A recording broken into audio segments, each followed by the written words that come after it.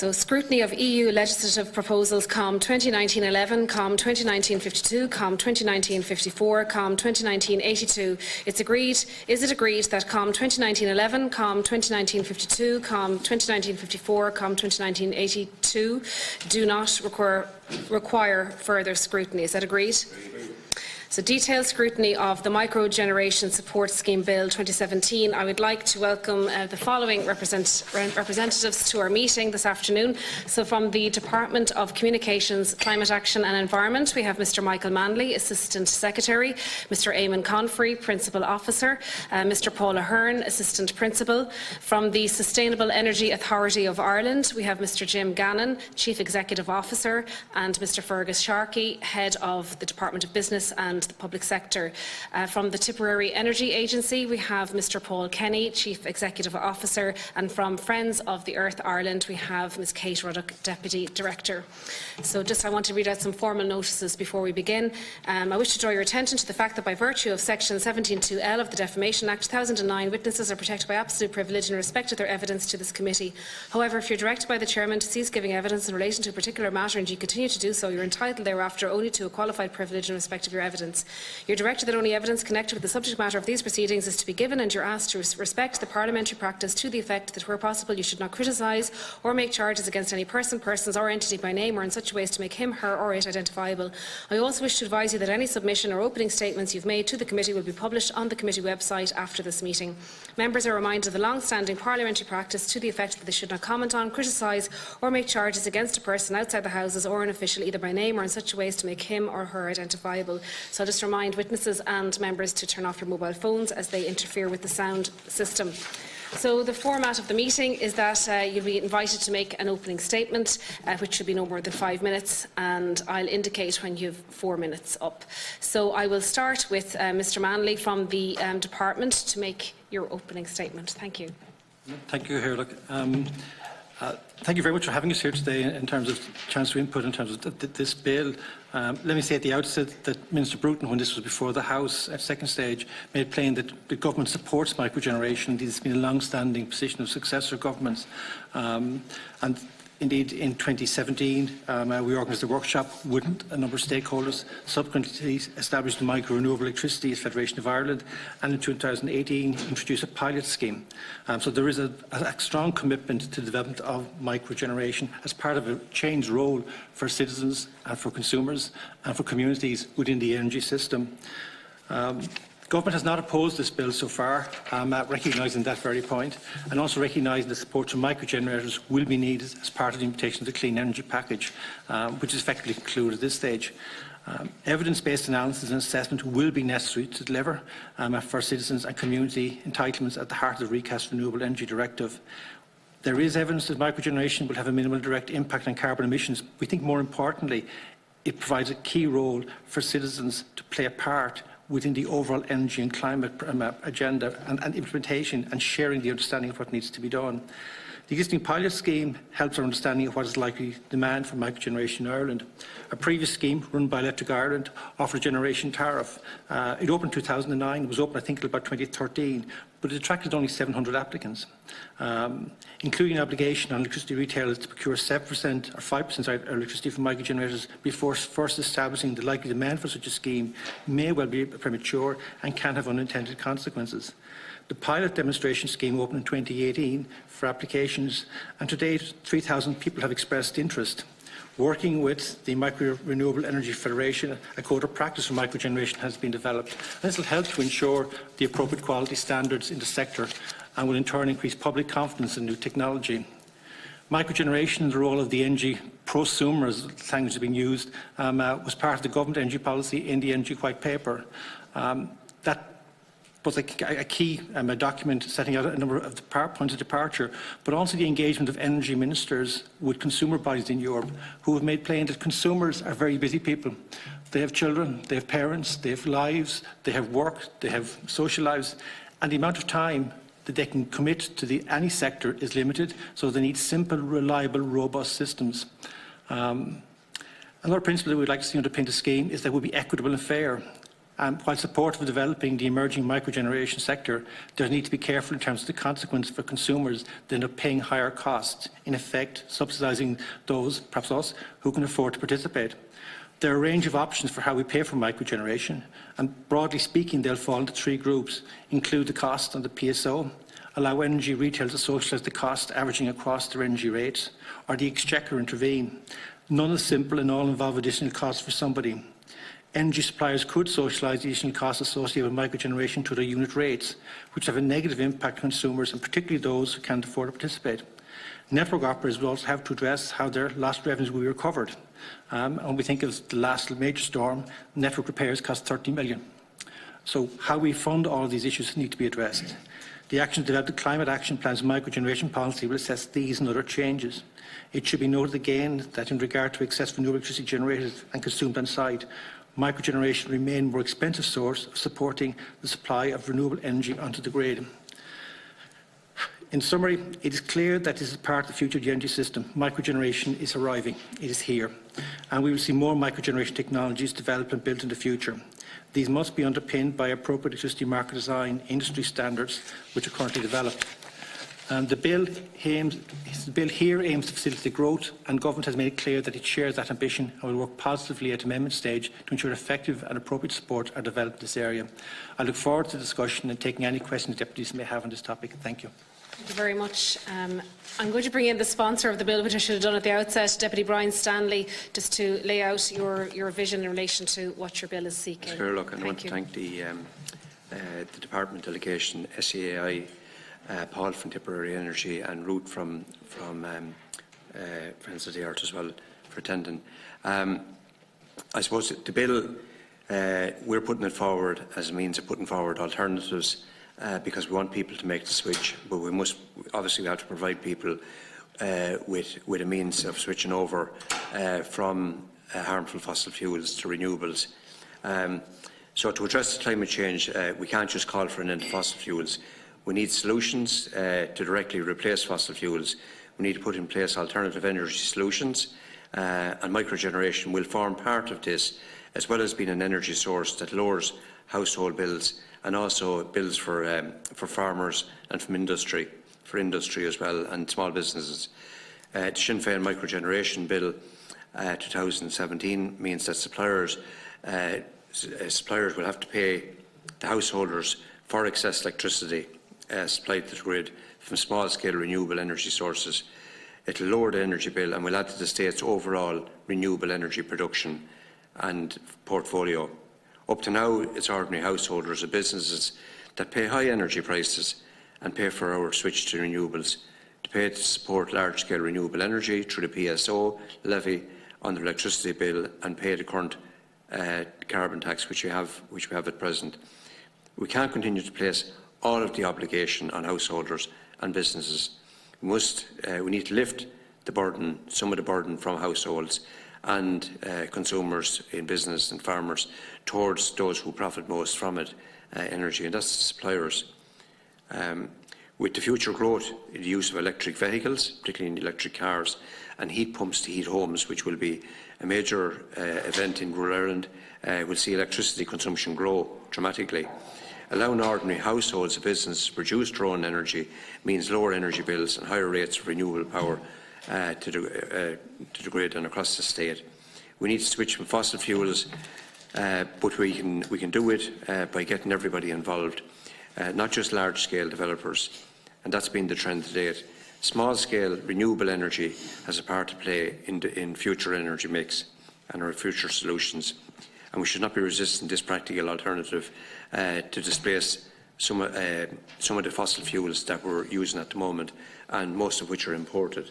And just the bill is very straightforward in that it provides for microgeneration, can be from small-scale wind power, solar, combined heat and power using renewable sources, small-scale hydro, and any other technology that the Minister under regulation may deem to be suitable.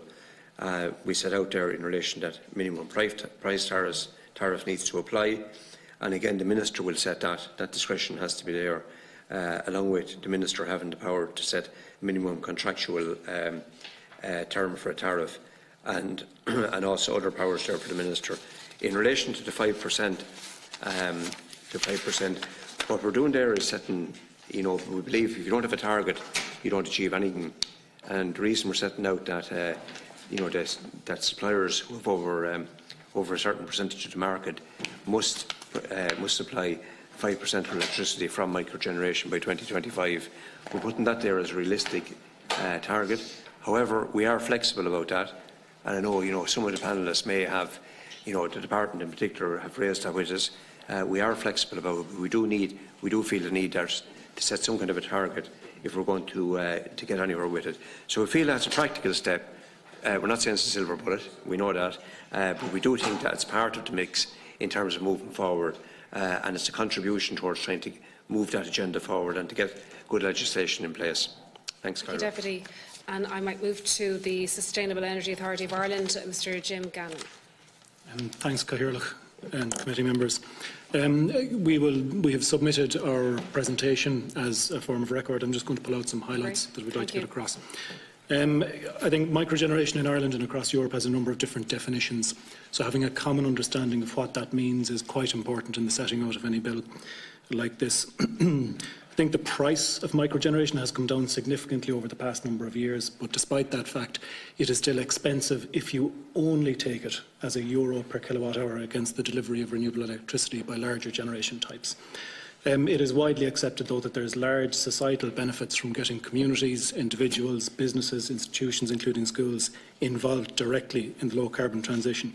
And in addition to this value, I think it's important the Department highlighted the Renewable Energy Directive, which mandates that self-consumers, or that those who are jointly acting as self-consumers, are entitled to remuneration for electricity that they export that would reflect market value. In Ireland right now, there are a number of catalysts for microgeneration deployment, and it's important to have these in mind. Part L of the building regulations, for example, sees about 2/3 of new homes put solar PV on their roofs today, and a number of businesses. SEAI has supported solar PV through Government of Ireland funded retrofit programmes for a number of years. This is through communities, through intermediaries such as Tipperary Energy Agency and others, but also through Exceed with the large-scale industry. And for example, across 58 sites, about 1.8 megawatts was deployed last year, just in 2018, through those programmes. Also, the residential solar PV pilot that just started at the end of July last year has seen interest of 3,000 people, but deployment of 500 systems already. And this looks at the residential sector and looks at PV panels, but also battery storage and how that may interact with electric vehicles and other aspects, including heat pumps, as time goes on. Also, accelerated capital allowance is there to support businesses. There are TAMS grants for pigs and poultry deployment of microgeneration. It's important to have those in mind as well as we think of in the round how we collectively nudge people towards microgeneration, because there are a lot of different, not conflicting, but supporting, I suppose, measures that are there in play at the moment. We also did a behaviour and attitude survey last year across Ireland around microgeneration, and 7% of people had an intention to invest in microgeneration, and perceived value of the investment was the most important concern they had, and the societal concern was then second to that. I think, interestingly enough, right now, people considering that they were going to invest preferred a grant or a tax rebate. So I think that as we look at a different method of incentivisation, how the market would propose that to someone would be quite important. So how does the obligated party provide that value to a customer so that they will move from preferring a grant to preferring some other type of incentive effect? And it's just an insight against the consumer that we have. In terms of the microgeneration bill, we believe that there are a number of positive elements to it. It really addresses the energy citizen and proposes a framework to address economic barriers. There is a unique role identified for community projects, and community is very, very important, and we are at the heart with many others of that transition. It is technology agnostic, again we feel that's important, and the flexibility around tariff proposals around a minimum tariff and control of same is quite important to address how the market can shift. So there are a number of positives there. I think a couple of elements to consider, and this is in the context of SEAI operating Ireland's energy efficiency obligation scheme. And that obligates the top 18 energy supply companies in the country to engage in energy efficiency. And in terms of scale, it has saved over the past years between 2014 and 2018 over €200 million of avoided import costs and about 750,000 tonnes of CO2. So it's not insignificant, the kind of impact that this can have and the leverage that it can have. That's equivalent to about 140,000 homes, 250,000 cars, or 300,000 head of dairy cattle, as it happens. I think from that experience, there are a couple of specific things that we think would be worth considering by the committee in your deliberation. That strict definition of what is in and what is outside a pot of microgeneration is quite important for everyone to understand that. Supply chain capability is important. So you mentioned, Deputy Stanley, about this 5%, and we see that as being quite large, not in terms of ambition, and it's important to have ambition, but in terms of the supply chain being able to respond. In that if that's just the exported electricity, it would see maybe 1.5 million homes and 300,000 businesses at the current scale of investment deploying this type of technology. So just for the supply chain and people to come up that curve, looking at that target in the context of how we educate the supply chain, and this comes from our experience working with the supply chain on those skills we need and the capacity required, would be worth considering in a little bit more detail perhaps. That piece around cost and equitable delivery is quite important, in that obligated suppliers tend to divest that cost and pass it through to consumers. So how that's equitably pushed down the line is quite important. Scaling and phasing is important, and I'm nearly finished, where basically you can inadvertently induce boom and bust scenarios if you have phases of development and people rush to achieve a minimum target, and when they achieve it, they drop sticks for a period of time, and the industry can find it hard to flex up and flex down to that. I also think that something that's quite important, particularly in the energy efficiency obligation scheme, but would apply to something like this here, is that you wouldn't inhibit people's ability to switch supplier. And that really is encoded in the consumer's ability to switch from one electricity supplier to another, and it's in fact being reinforced in the new Energy Efficiency Directive. And finally, just care to ensure that as you look at a bill like this, it aligns with the other types of incentive that are in place there for both large-scale renewables and microgen, and that as the Renewable Energy Directive bodies comes down the line, that it fits within the general tram lines that are set there. After that, we look forward to engaging in queries and supporting the committee as you continue your deliberation. Thank you very much. And we now move to the Tipperary Energy Agency, Mr. Paul Kenny. Thank you, Cathaoirleach, and thank you for the time today. So I guess what I'm going to start, I have a piece prepared, and I think I suppose it should cover broadly what the bill covers. I think the energy transition isn't just one technology, and I think it's part of a myriad of things that's going to happen. And in terms of government policy or so on, I think it's going to have to happen to every house, every journey, every building. Every citizen is going to have to go on this journey.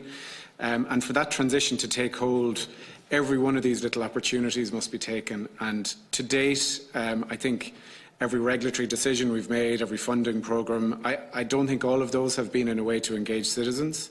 I think we'll all be aware that while a lot of things have happened, and the other members of our people today have said we've done a lot, we clearly are the climate laggards of Europe. We have a fraction of what's around in the rest of Europe in terms of solar PV and other deployments of technology. So we have a huge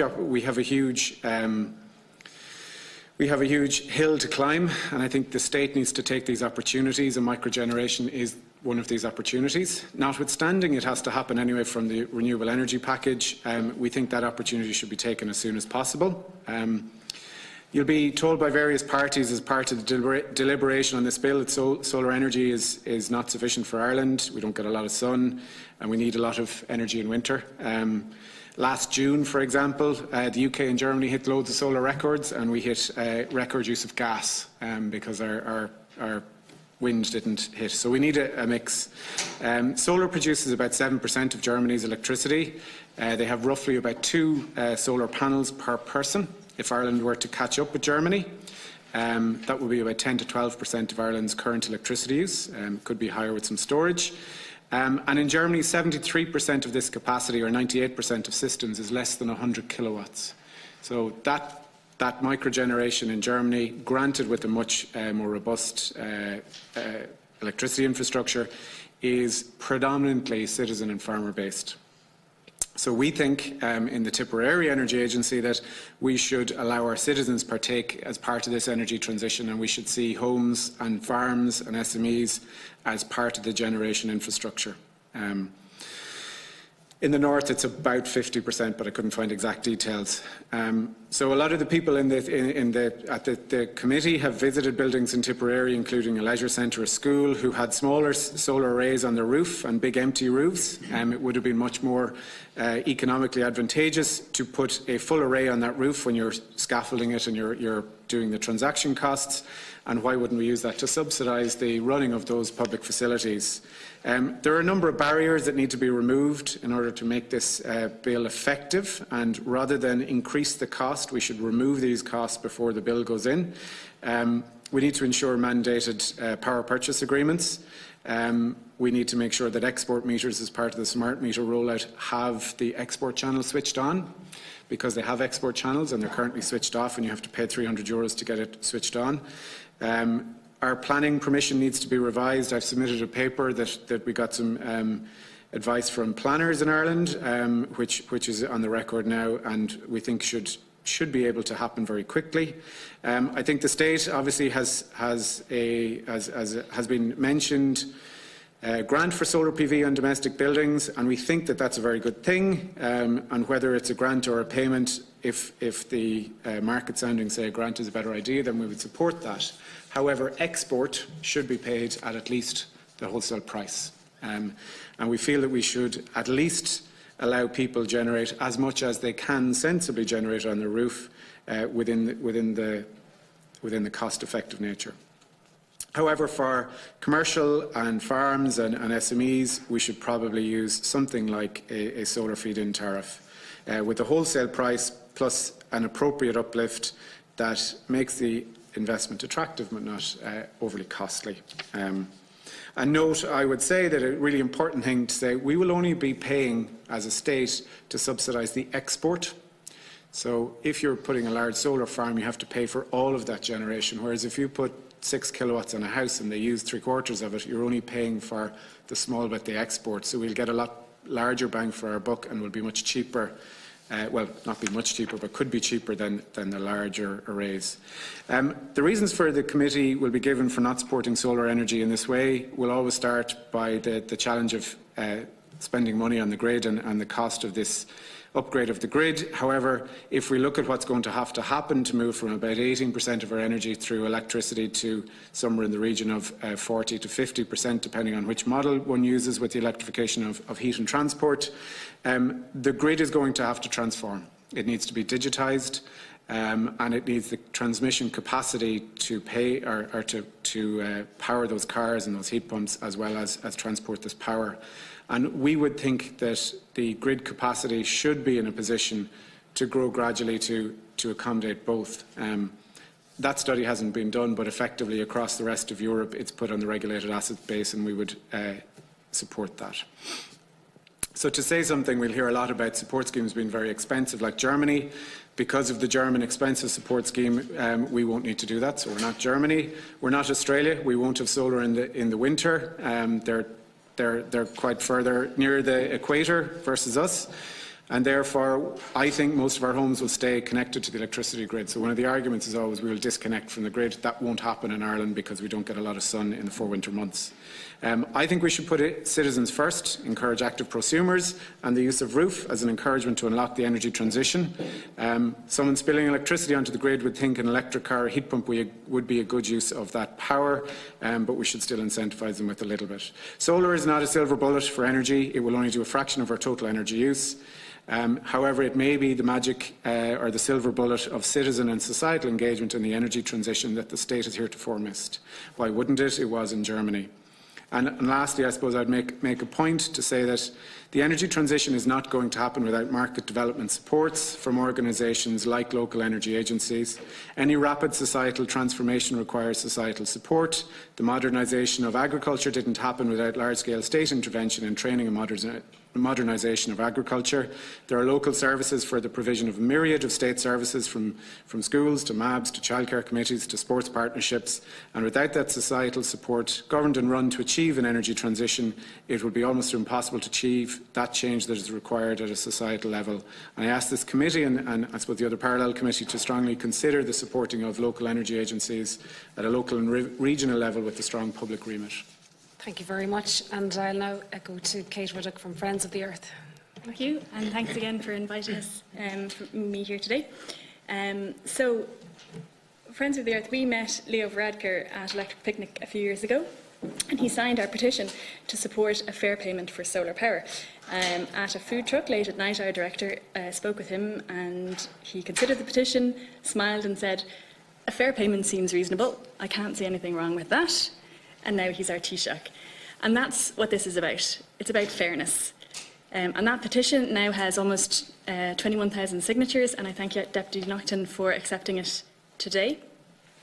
Our record on climate change is not inspiring, and despite agreeing to do so, we have failed to reduce our greenhouse gas emissions in any significant way. And like our Taoiseach, I am not proud of our reputation as the climate laggards of Europe.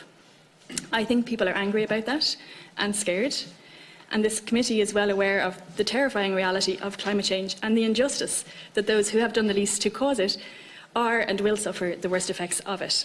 It is painfully unfair.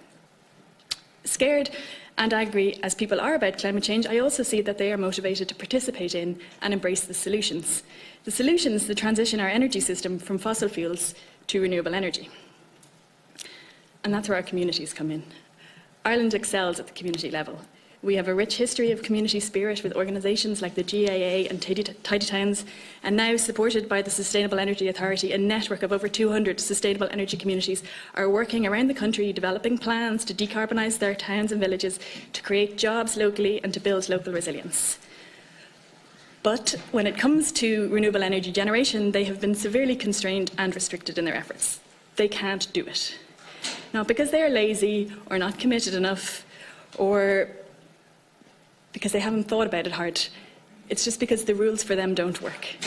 The rules for generating energy do not work for communities and citizens in Ireland. They in fact work against them. And it's not just about selling power. As Paul has articulated, the rules around connecting to the grid and planning permission do not work for small generators. It's too difficult. We at Friends of the Earth are working to support a network of local power generators with some of the truly inspirational energy cooperatives to build community-based virtual power plants. And this is a system where communities and individuals invest in renewable energy generation, the power is sold into the grid, and other members of the communities can buy it back.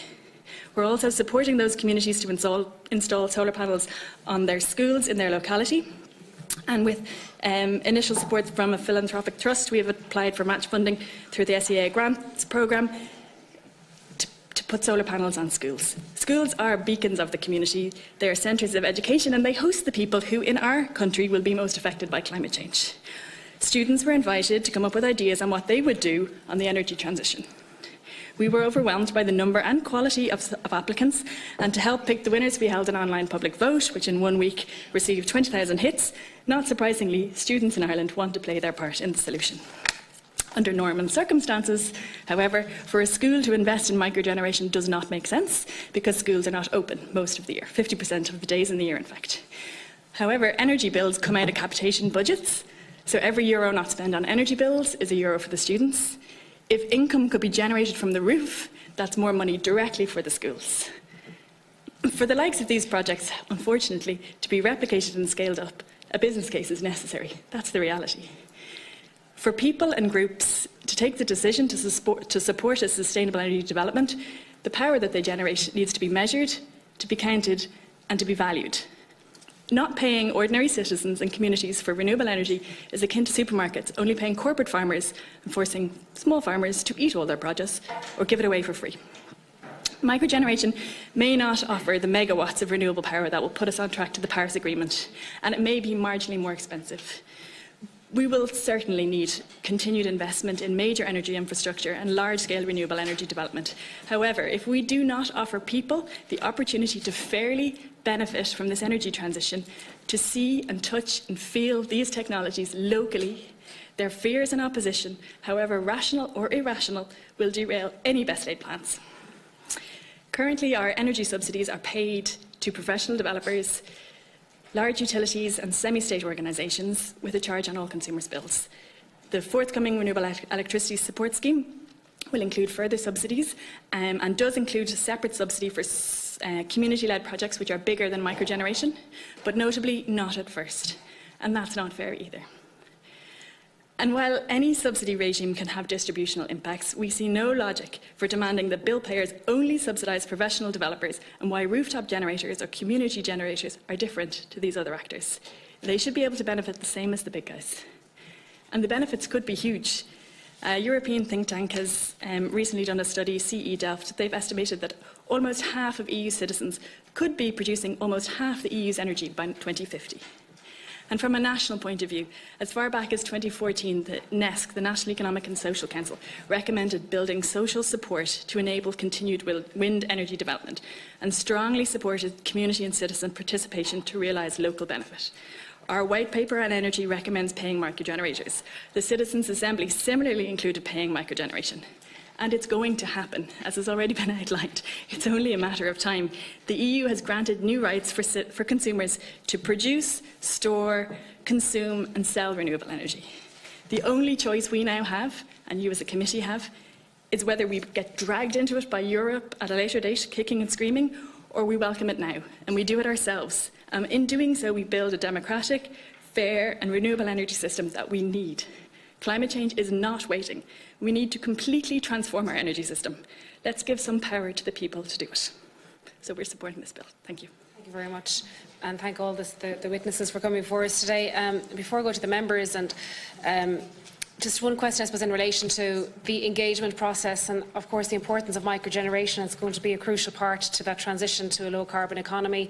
If you could, any of you who want to come in on this in relation to how best to engage with maybe not those who are involved in the local community project, but I suppose the not in my backyard objections that come in, especially in relation to wind turbines. And I suppose if you could give examples of the best form of communicating with the local community.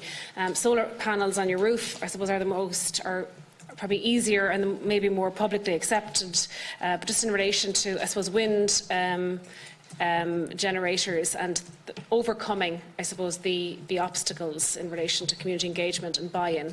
And I think we're all on board in relation to having community ownership and shares and being able to tap into the grid and getting, getting a payment, a feed-in tariff. But just in relation to the negatives, that's something that we need to be aware of as a committee, and for any legislation, in order for it to be successful, the rollout of it and the communication of it is going to be key. So any of the obstacles that you would be aware of that we need to be able to flag as a committee in order to get this over the line.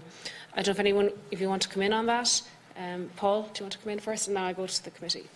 Yeah, I think a lot of research has been done in this space, and there's papers and papers and papers, and I'm sure the department have seen a lot of them. I think the high-level design of the Renewable Electricity Support Scheme is very good. My only complaint is urgency, and let's get it done, and so on. I think the department could do with some resources to deliver that scheme quicker. What we see, what has seen in other parts of Europe, has been where it is equitable and fair. So the issue we have had is, I'll go stick a turbine beside your house, I'll make lots of money and you'll make no money. That's the big issue, right? I think people will listen to it if there is equity and fairness, and there will be a fertile ground to listen to, well, are they good or bad? Whereas if there's no fairness, all they will listen to is the negative impact. So we see people who live very close to the turbines that they own themselves. They're quite happy to listen to that noise, that swoosh is money going into their bank account. And I think we should learn from Denmark that is done, and the department has, and you know, the rest is very supportive of that. So I think the only other thing I'd say is, in terms of the communication, when it comes to some of the things that people will put out in terms of the negative stuff around noise, around shadow flicker, very clear guidelines, really good support, really good evidence-based science from an official point of view. So the HSE saying this does not affect people's health is very important to undermine they would say, contrary parts of society.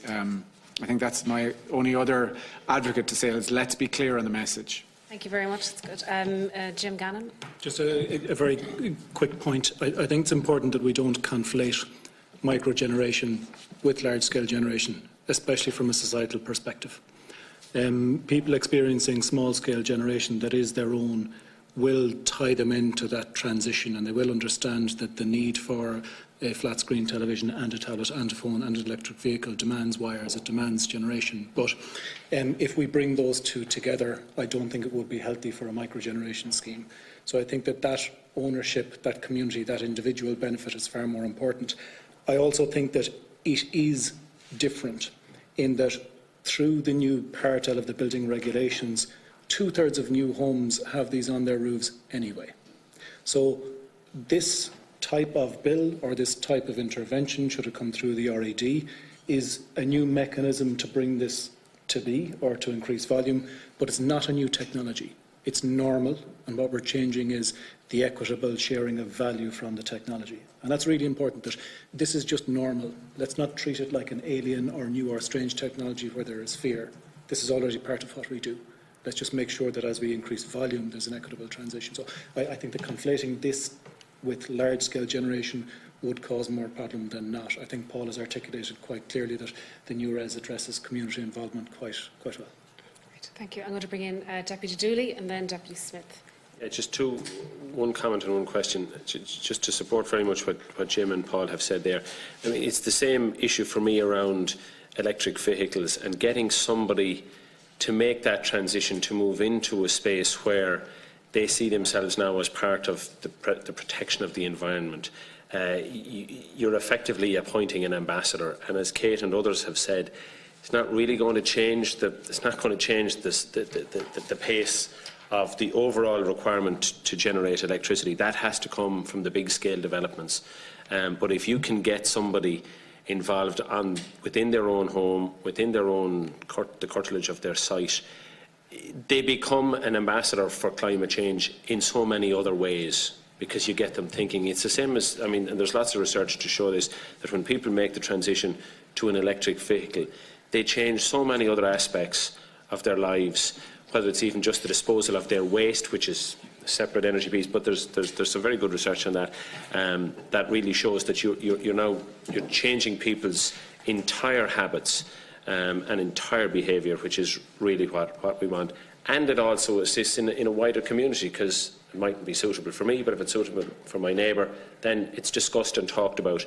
And we know that one of the greatest ways to affect any public change is to get people actually talking about it, and this does. Just a question, it's unrelated, but it's just when Mr Manley and others are there.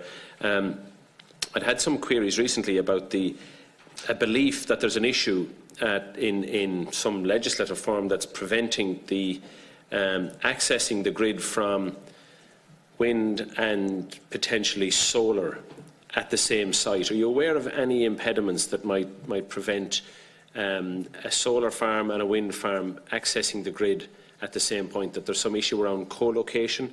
Have you heard anything about that, or is there anything that you're aware of that would prevent that? Yeah. Thanks, Deputy. I'll have a go at that. We don't currently, and I just want to double check, I can check this out to be definite, but we don't currently facilitate what are called kind of hybrid connections, co-location. But it is something that I suppose is topical, because it would allow, through the same point of connection that you would actually have in this instance, say you'd have a wind turbine beside maybe a solar array. But my understanding is that from a regulatory perspective, that isn't permitted at the moment, and it is something that we're certainly considering in the context of, there's obviously a lot of issues at the moment around just around climate generally, and this is one of the topics that does come up. And is that as much to do with the fact that the state doesn't have it? There isn't a state-supported scheme for solar at the moment in place, or not particularly, but as I say, I think it's just the principle of allowing hybrid connections or co-location in this instance. Just isn't just they can't connect at the same node, is it? Or yeah, exactly. Yeah, forgive me, I don't know the precise technical details on it, but it is certainly something that has come up. But I'm happy to take it away and maybe get a maybe if you just answer come back for to us with come back to me with a note on it, if you would, please. Deputy Smith. And if anyone wants to come in on other issues that Deputy Dooley brought up, I'll let you in a moment. Deputy Smith. Thank you. I suppose the first thing that jumped out at me was, obviously, I'm sorry I didn't hear your presentation, Mr Manley, but it jumped out at me in reading the document that you say, while the evidence is that microgeneration will have minimal direct impact on reduced carbon emissions or on our renewable targets, it's an opportunity for citizens to play their part. And I think that's quite a statement that really doesn't provide any encouragement to the changeover from the massive production of power that we see through carbon emissions to what we need to get to, which is what Kate and the people from Tipperary described, that people actually buy in to micro-generation of electricity, that they see it part and parcel of life, that their community and their families can gain from it. And the only reason I can see that that would be a problem, according to your logic, is that it is undermining the idea that the state always encourages and supports the big generators rather than the community and the individually based generators of supply. And it kind of links in with the conversation that the Chair asked you about why do you think it is that there's NIMBYism around this. And I think it's obvious why there's NIMBYism around the production of the generation of electricity through wind power in your backyard if you've got these massive, big, noisy towers standing over your home, when at the same time it's evident that there's no facility there to encourage localised, community-based production. And I think your submission really says it. And the idea that the demand from the grid would result in higher prices for everybody else if there's a reduction in that demand because of micro energy. Surely that's only the logic of, in the first place, if you like, throwing the electricity market wide open. When we just had the ESB, you wouldn't have had that problem. But now that it's open to all this vicious and, big competition, that's the reason why a reduction in the demand from the grid would mean that everybody else has to pay more, because you're concerned about the profits of the big generators. So really, if the state is really keen on reducing our CO2 emissions and hitting our targets, then it wouldn't take this position. It would take a different position and say this is exciting, it's possible, let's give access to the communities on the Aran Islands, access to the grid instead of shutting it down. When we tried to put an amendment to the energy bill 2 years ago or less, to get access for communities like the Aran Islands to the national grid, no, we couldn't have that. Kate mentioned the schools and the production of solar power. There's a wonderful school in Sutton where the lads have done a brilliant project on proving how they could both generate enough to fuel their school, and if they could get access to the grid, make money. Precisely the sort of model that Kate Ruddock talked about there, and still they're meeting a blank wall. So to me, I think this flies in the face of any genuine sincerity about tackling the whole question of reaching our targets on CO2 emissions and being able to keep our house in order on that level. So I suppose that's a lot of criticism, but it's also, to me, a contradiction that I'd like you to try and explain. And yeah, I think it's worth listening to people like Friends of the Earth and their experience, and indeed the Tipperary Energy Agency and their experience of delivering in micro energy rather than thinking that it all has to be about the big powerhouses. I bring in Michael Manley on that. Look, thank you, Deputy, and kind of certainly, I suppose, a sense of misunderstanding there. I suppose one, most of what my friends of the Earth have said and what Tipperary said, Kate and Paul, causes us no great kind of dispute. There's no great argument on it. I think the theme I was trying to deliver on this note is that the Minister's made plain, and the Department obviously would be added, that there is actually a shared ambition to increase community, citizen and microgeneration on the system. We think it's really, really important part of the future, and have people have that ownership of it. And the comment about kind of the impact, two aspects. Electricity is in the ETS sector, and our focus is often on our targets in the non-ETS sector. So where we make changes in the electricity system, it doesn't tend to benefit hugely in terms of meeting our non-ETS targets, which is very much focused around transport, heating, and agriculture on that front. A target of 5% in a sector which is a small part of total carbon emissions, is unlikely to have a dramatic impact on our carbon targets. And that was the point I was making. If I've made it clumsily, I'm sorry, but that was the message very much there. We'd be very strongly of the view that citizens have to be part of the future. This is a theme which is coming from Europe, but it's also been embraced in Ireland for some considerable time. The Green Paper and the meetings which were held on that throughout 2014-15, the consultation on the RES scheme. We actually published, probably for the first time by any government department, the very detailed economic analysis and the community analysis on the RES scheme. I don't think anyone's ever published that kind of detailed granular data before, right down to different technologies.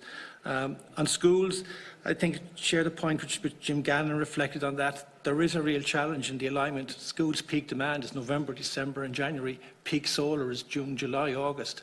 And there is a real mismatch in how that's handled. There are also going to be commercial generators. Some will be small, some will be big. How we manage the market mix. By 2021, we will have to transpose the vast majority of the clean energy package and the directives and elements which are in there, and putting the citizen and putting communities at the centre of the market. Our question, I suppose, really looking at the bill is this the best way of putting there? Is it the most cost-effective way? And on the question and the comment on the grid, it's not so much the overall level of demand. I think looking forward in the future, it looks as if we're going to see growth in energy, particularly electrified heat and transport. That's going to drive its own piece. But it's how we share it. If I choose to put in solar and biomass, and I use very, very little of the grid, but periodically I do need it. But I only really pay contribution to the grid for the bit I need, but I benefit from it all the time. So how do we manage that? How do we design a pricing scheme that's fair to all of us, not just the people who maybe live in an area where they can't afford to be involved? So if that answers, I hope it covers the points. Thank you. I'm going to bring in Deputy Lowry. Yeah, just briefly. I'm just basing my question on my knowledge of what's happening in my own county, Tipperary. And the department are obviously very exercised and committed. We've had publications, seminars, white papers. We have Minister speaking every other day about the necessity for environmental friendly projects. What I can't understand is why is it taking so long for the department to establish a feed-in tariff for these projects, particularly for solar energy. In Tipperary at the moment, we have 6 projects that have land has been purchased, agreements have come to a leasing agreement with other farmers. We've had planning applications lodged, we have had permission by the councils, we have had appeals to Bord Pleanála, and yet we have no action. And the reason, as late as last week, I had a deputation up with the Minister as to why it's taking so long to establish feed-in tariffs. So, you need to match your ambition with some action. And if people are investing in these projects, obviously before they continue to invest and to spend their money, they need to know, is it commercially viable and what exactly is the business plan for it. And the business plan is obviously based not just on the output, it's based on the tariff. So what stage are you at on that? When can we expect finalisation of that? And the other point I would like to make is in relation to the Tipperary Energy Agency.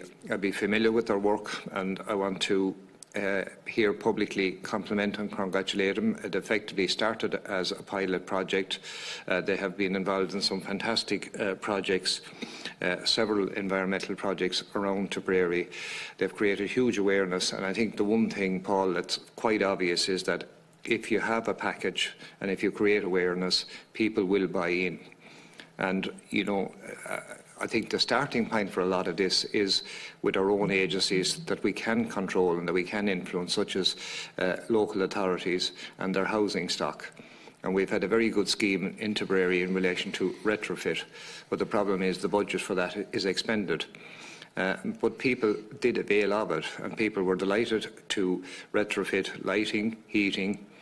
I think also there needs to be more pressure put on local authorities in relation to planning and to condition planning in regard to how you heat your home, and the use of domestic panels on the roof. But I think the big one from an energy point of view is the installation of heat pumps in homes. I mean, that's something that really makes a difference and will conserve energy and make a big difference to the carbon print. So they're just 2 points I would like to make. Could I just as well ask Paul in relation to Bríd Energy Agency, has your remit, where is your remit at the moment? How far does it expand? And has there been any discussion or any formulation of a policy to extend your remit beyond your present territory? Who would like to come in first on that? Paul? Sure. So I suppose as a social enterprise, the Tipperary Energy Agency provides services to people who come to us, or we'll answer tenders from various state bodies, including the Sustainable Energy Authority of Ireland and other large public sector and semi-state organisations. We are an energy agency that operates in and from Tipperary, but not just for Tipperary. So in terms of expansion, we have made a submission to the other committee in terms of supporting local energy agencies. Right now, the Energy Agency is in receipt of a programme from the European Investment Bank called ELENA, which is funding technical assistance at a local level, which is allowing us to deliver a lot of these projects. Without that, I think the challenge will be that the cost of providing expert services in homes and schools and whatever isn't necessarily fundable from the energy savings, because fossil fuel prices are quite low versus the cost of upgrades. So I definitely think without that support from the European Investment Bank, the scale of activity that we would have would be significantly less. Now, the funding is coming from the government through the SEAI for many of the different things we do, and they're very supportive of us. But there is a lot of work that is required to prepare these investments, and I think without a really conscious effort at a national level to support that at a local level, it's going to be really challenging to get the societal shift, because you have to educate homeowners, contractors at a micro level, and that is not fundable with a very small portion of the funding through the current programmes. And it is a real challenge. There were 16 energy agencies in Ireland. There are 2 that provide services to the general public now. And that's because of lack of support. It's similar in other jurisdictions in Europe where there was not capacity support from a state level into the local energy agencies. And just as, can I put one thing on the record, the region of Upper Austria has about 1.4 million people, so a little bit bigger than Munster. The regional energy agency there have achieved 43% reduction in carbon emissions from buildings in a decade. We could do the same. Michael Manley. Thank you. The Lowry's asked, I suppose, 2 questions and 2 challenging questions. In terms of microgeneration and support there, we have launched a pilot scheme, and that's out there and it's providing the grant basis. That's running into the next year. The objective of that is to just harvest the data. What are the costs? What are the technologies? How do they work? How are the installation? How do we build supply chain? And develop that piece out. I think what you're more focused on is on the Renewable Electricity Support Scheme, the new RES scheme. I suppose the starting point for that is the European Commission's guidelines of 2014, and that profoundly changes things. Up to this, we provided the feed-in support tariff for wind and for other technologies in the REFIT 1, 2 and 3 and the earlier AER one. The new RES is going to be an auction-based system. And the high-level design of that was published July of last year. Now, we have been engaged with the European Commission going through the pre-state aid approval process, and that's a formal consultation process of working through with them. I know the colleagues have been in Brussels working through it. We're not yet in a position where we can make the final formal application. We expect to be doing that in the coming months, and then God willing, or Commission willing, and once we get approval to the state aid approval, then we open the scheme and allow people to bid. And the phasing is set out over the next period of decades. The idea is to create auctions that are big enough to be competitive, but not so big that everyone gets a piece of the pie. So that will be happening hopefully later this year. If you want some more detail, the colleagues actually can happily get into it. Okay, on that, if I could. Deputy Dooley. Is there some clarity about the auctions? Will it be just the most economically advantageous? Or will there be separate auctions for nascent technologies? Will you be looking at offshore wind versus onshore? I mean, if you just go for the lowest common denominator, we're just dealing with onshore wind. Is there any mechanism within that's going to generate or ensure that that there's an array of technologies, that there's a spread of technologies, or how do you hope to get around that? Well, before the colleagues get in, yes, there will be. There will, first of all, be a carve-out for community. The intention is the community would have a space within the auction. The second piece is there will be a piece of design levers in there. We have to be very careful because the model required by the Commission is an auction, which is effectively technology neutral. But we're trying to design in provisions and negotiate with the Commission the use of levers within it, which would mean we can give the kind of support you're talking to and yet preserve the integrity of the overall auction process. And I suppose that's part of the reason why it's taking so long. Right. Deputy Ryan. Sorry, Chair, the usual different meetings. Just one point. The SEAI renewables report yesterday was very timely and very interesting in terms of showing we're so far away from our targets.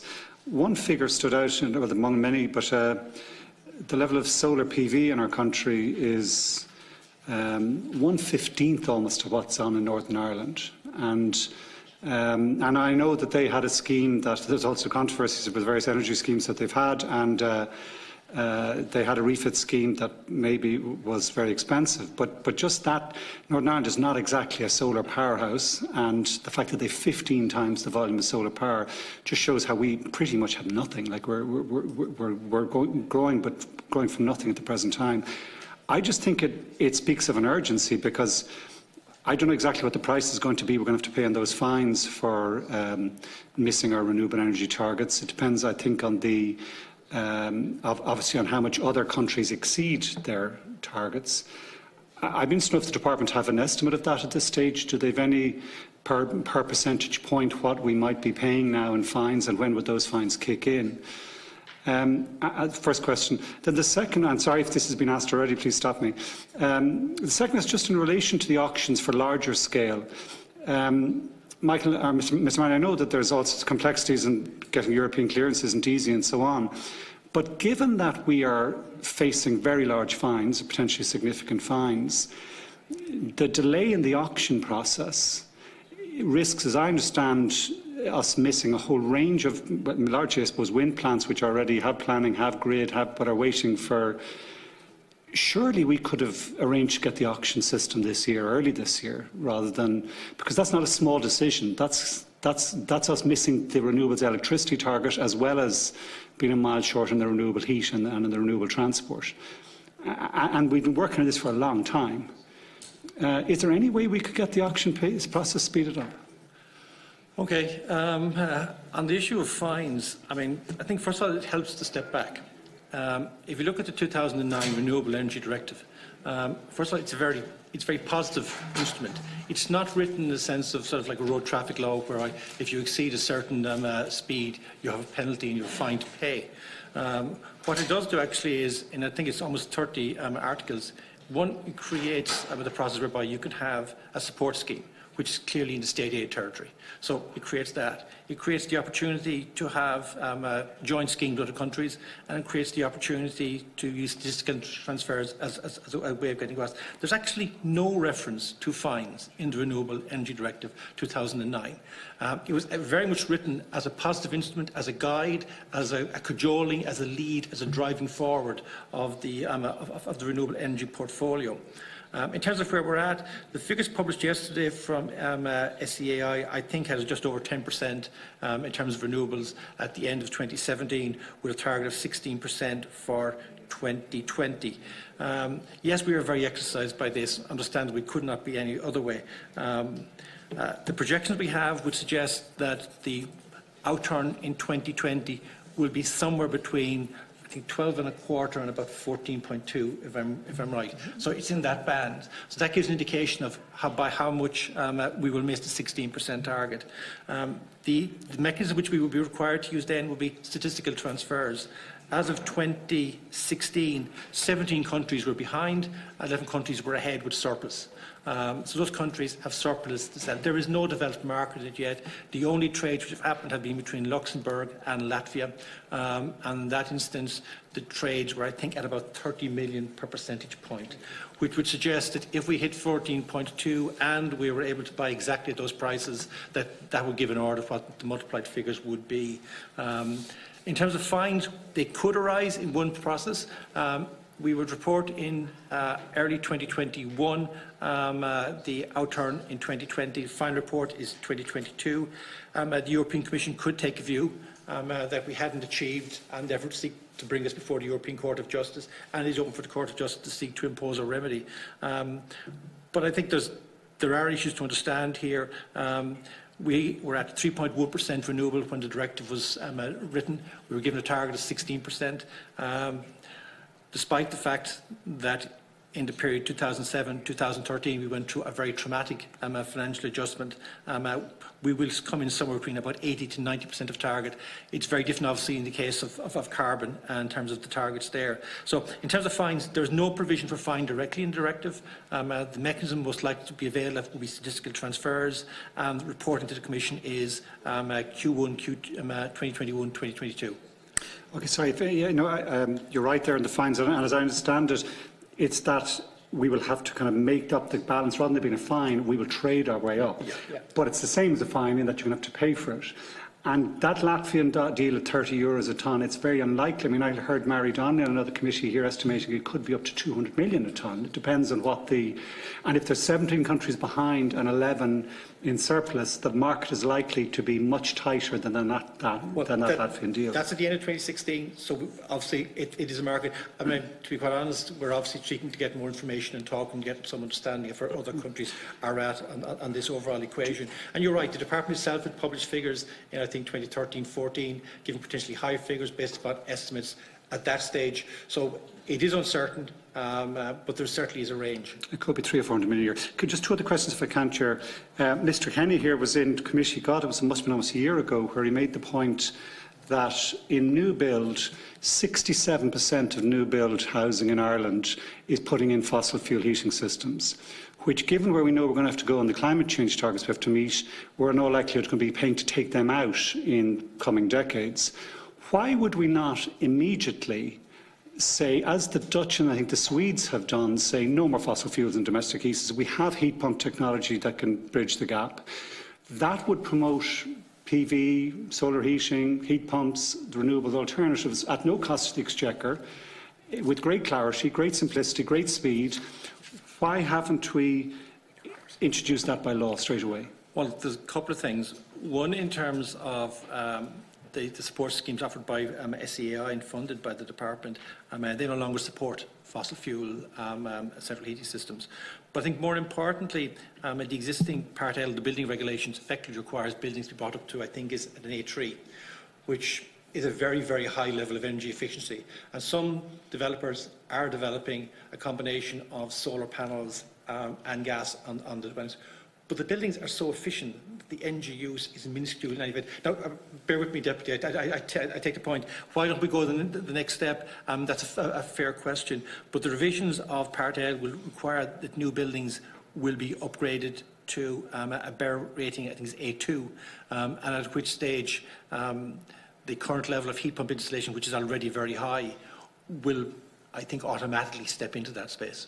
But every month goes by, 2/3 of the housing is putting in fossil fuel heating systems. I mean, and we know the alternatives works. I just think this should be, and even if it can be done by statutory instrument or rather than have to put through legislation, we should do it today.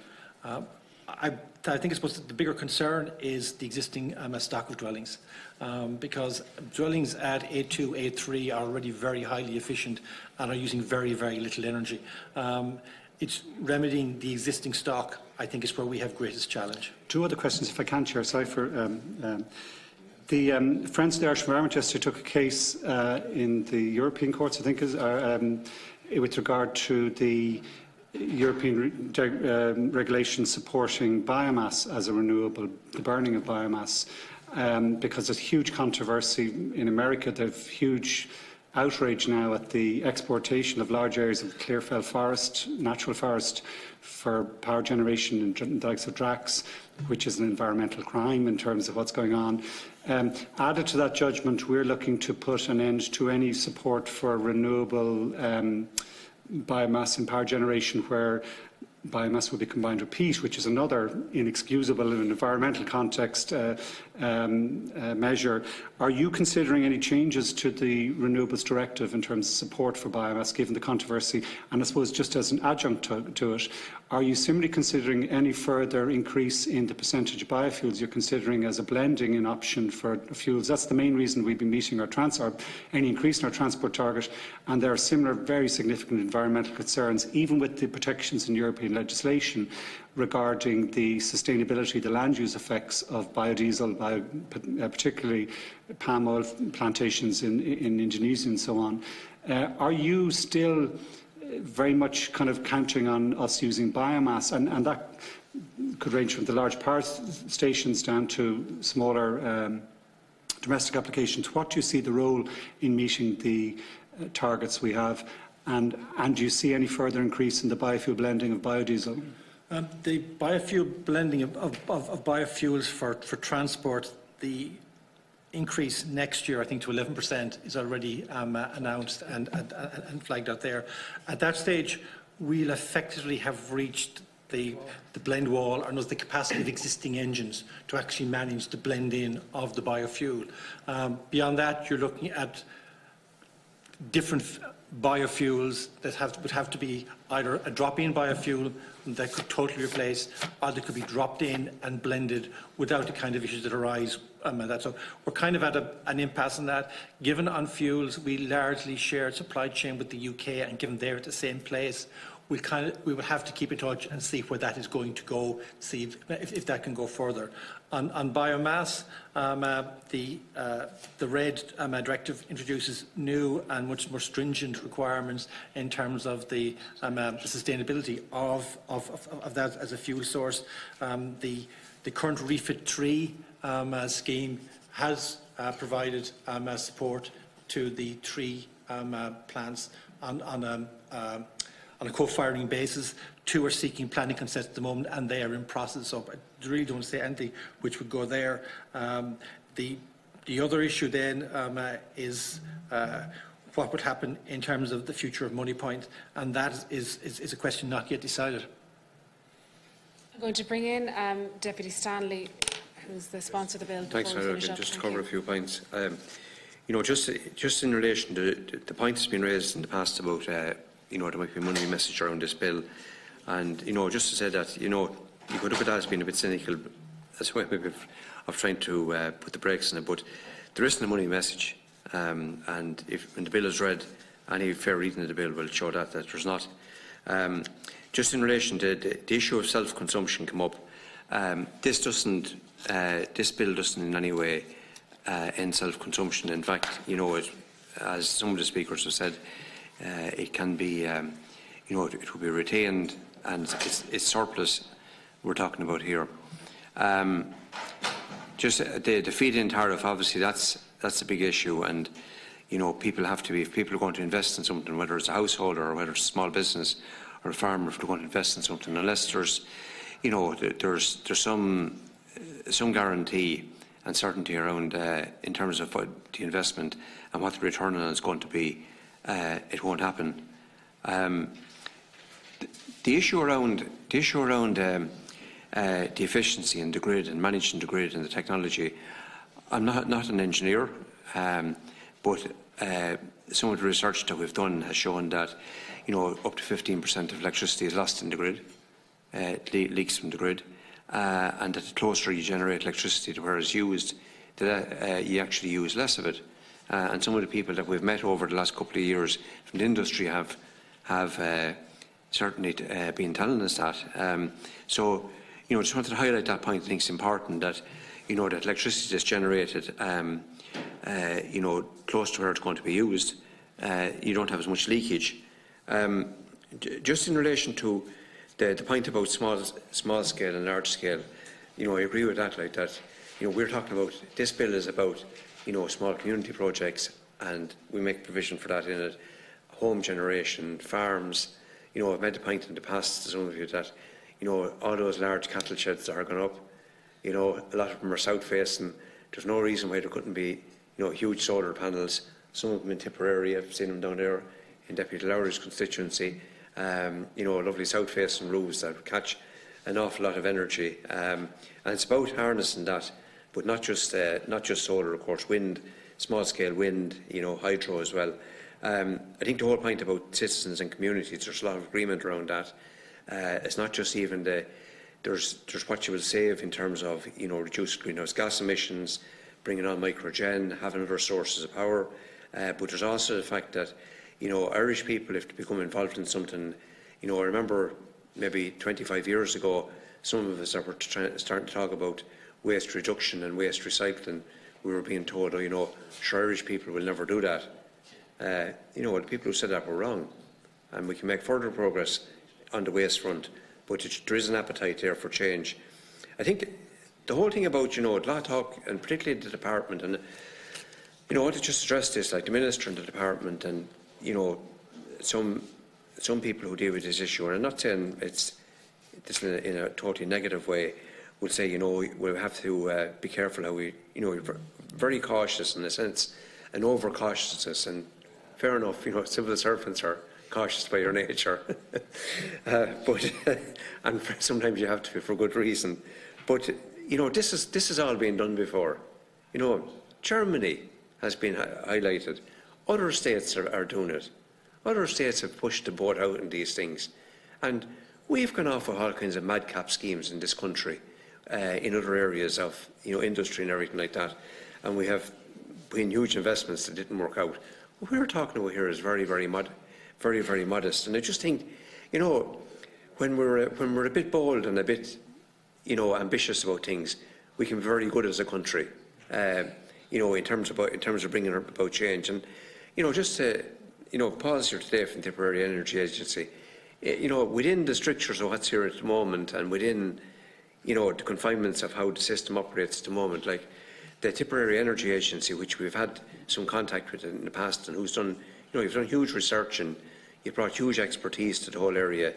Like nobody that went there that day, from any political party or independent or any of the officials or journalists that spoke afterwards, couldn't have been but impressed with the examples that shown what you have achieved in Tipperary.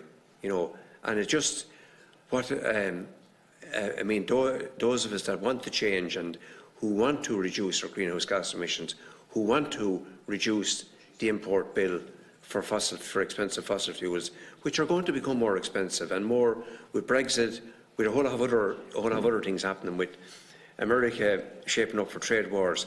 All that's going to become more precarious. So as an island, while we can't just be, we're not totally, we can't cut ourselves off in the world, we can do an awful lot more in terms of generating our own sources of power. And I just think the Tipperary Energy Agency has shown that. And look, just lastly, just saying that there's a growing awareness of the need to change. There's a growing awareness of the need to, among the public, and particularly among younger people now in the schools, in relation to reducing our greenhouse gas emissions. People who have travelled to other countries see living examples of this happening. And I just think that it's timely that we catch this. And I just, I want to welcome, in the main, the presentations here today were fairly positive in terms of the need to do all of this. But I think that, the bill, we're very flexible out in terms of amending that bill, improving that bill. It's a second stage bill. We realise that. But we do see the need to accelerate this and to move it on. And just to thank the people. I know, Kate, you wanted to come in before I go to the department. Just very, very briefly, I'll keep it very short. Just a note on time, and then just to remind us all about fairness and potential public outrage, that if we do delay and wait until the EU forces us to bring microgeneration and selling microgeneration into Ireland, there's been a bit of discussion about the Renewable Electricity Support Scheme, which is very good, and I welcome it very strongly.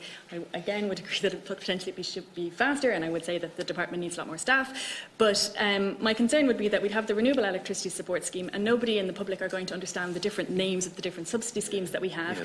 We'll have professional, mainly probably onshore wind developers getting a subsidy, and people will see that the small people, the microgenerators and the community projects are not receiving the same level of subsidy or being entitled to even get it.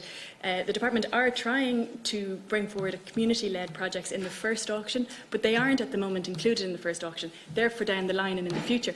And there are shovel-ready, community-owned projects ready to go. And if we could have it timing-wise in a way that the people of Ireland see that they are actually able to participate in this transition, then I think we will see it happening a lot faster and in a much fairer way. And the Minister has been speaking a lot about how we need to bring people with us on this climate change challenge that we have to overcome, and taking these small steps at this time I think would be very valuable.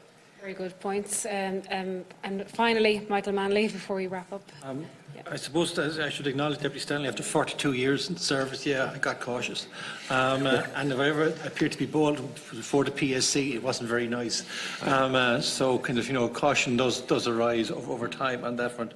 I suppose the key message in terms of the bill is, I suppose what we'd say at home is we're not against it. But how do we make all of the elements work within the objective? I know there's a suggestion that maybe we're being dragged kicking and screaming by Europe forward in this one. We're actually not. I mean, we were very supportive of the Clean Energy Package. I know that Minister Naughton was very supportive and co-signed letters in terms of ambition on areas like energy efficiency, when some other ministers were a little bit more hesitant. And it's not big versus small. We're going to need utility scale generation. Hospitals can't survive upon a small collection. They want big, reliable, very secure generation. But equally, we would very, very, very much be of the view that citizen and community, and in their different roles. So whether I generate for myself with my solar roof, or whether I work with my neighbours, and that. And how do we design a balance on that? We have to have the directive on RED 2 transposed by June 2021. We have a huge amount of work to do in terms of consulting with people, finding out what are their views. I think one of the hallmarks of the more recent interventions by the department, and I think it's been acknowledged in the contributions on the REDs, has been asking people what works. The SEAI, I should acknowledge, in the last 2 years has set up a behavioural economics unit within the organisation, which is looking at what are the drivers, what are the motivators, what do people listen to? Is a grant better than a fee payment? So, I mean, it's probably one of the occasions where I've been more in agreement with all of the contributors around this table than I've often been able to do on other occasions. And this is a dialogue which doesn't end today. We know that. This is going to keep running. And on that note, we're all moving to our Climate Action Committee within the next hour or so to follow up on these very issues. So I want to thank you all for coming before us this afternoon. So it's proposed that the committee publish the opening statements and submissions received to our website. Is that agreed? So the joint committee stands adjourned until 3 p.m. on the 2nd of April 2019. Thank you very much. Thank you.